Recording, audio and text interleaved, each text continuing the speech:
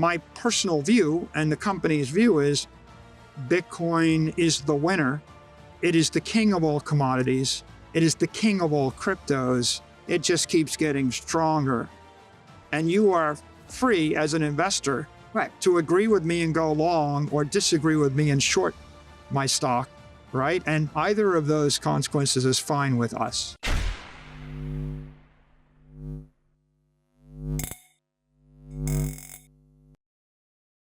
Hey guys, welcome back to Library of Wealth. Today we have the co-founder of MicroStrategy, Michael Saylor, giving us an update and prediction for Bitcoin in 2023. Saylor's response to recent criticism of Bitcoin dives into the implications of a digital dollar and other central bank digital currencies, evoking a sense of concern within the cryptocurrency community.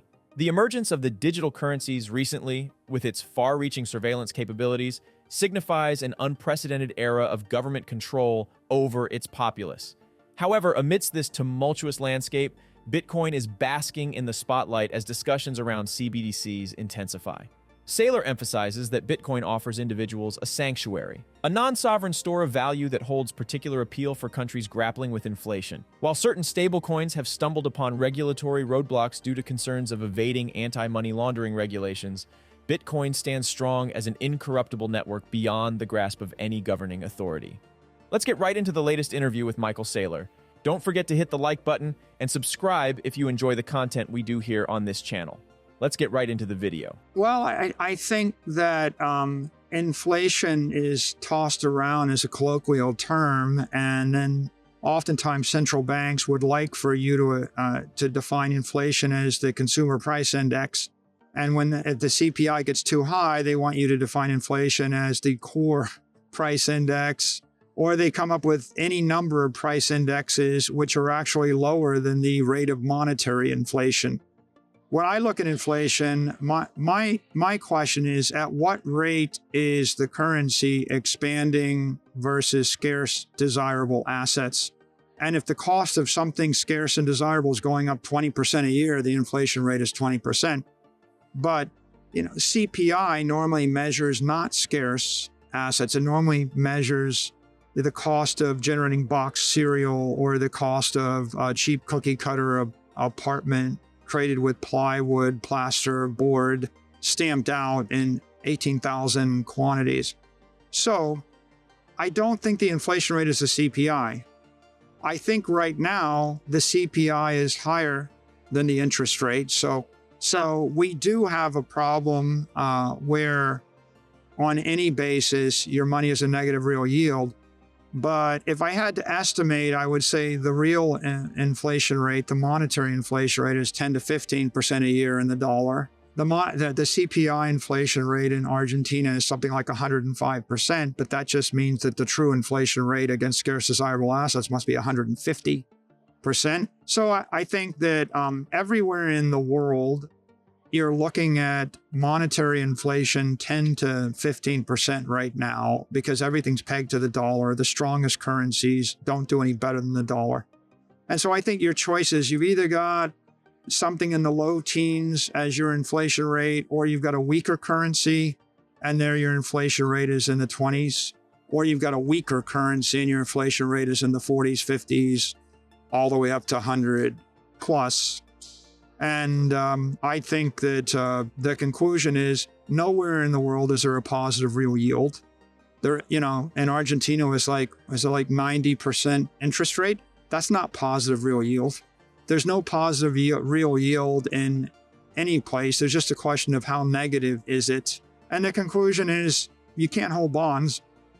The bond index in that period since we bought Bitcoin is down 18%. So if you were 10 to 1 levered and you put all your assets into bonds, then you're bankrupt. That's why the banks are bankrupt, because they were any bank that was 10 to 1 levered, that put the majority of their assets into mid-dated bonds or long-dated bonds, is technically insolvent.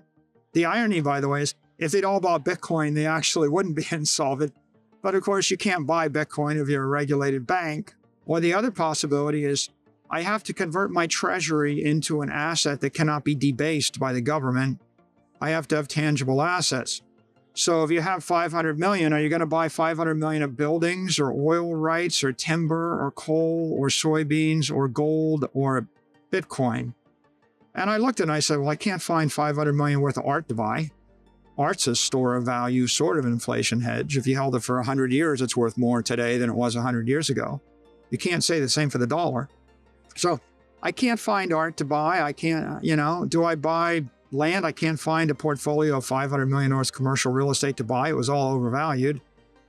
Can you buy the S&P index? No. The problem with the corporation is accounting rules and law requires that no more than 40% of your balance sheet be invested in securities. There happens to be a carve-out to hold treasuries. Although treasuries are technically securities, they're deemed as property or commodities in the accounting profession for that purpose. But I just couldn't go buy the index. And if I did buy the index, the problem with that is the typical investor would say, why did you buy the S&P index when I could buy the S&P index? So you're not really adding value to an investor.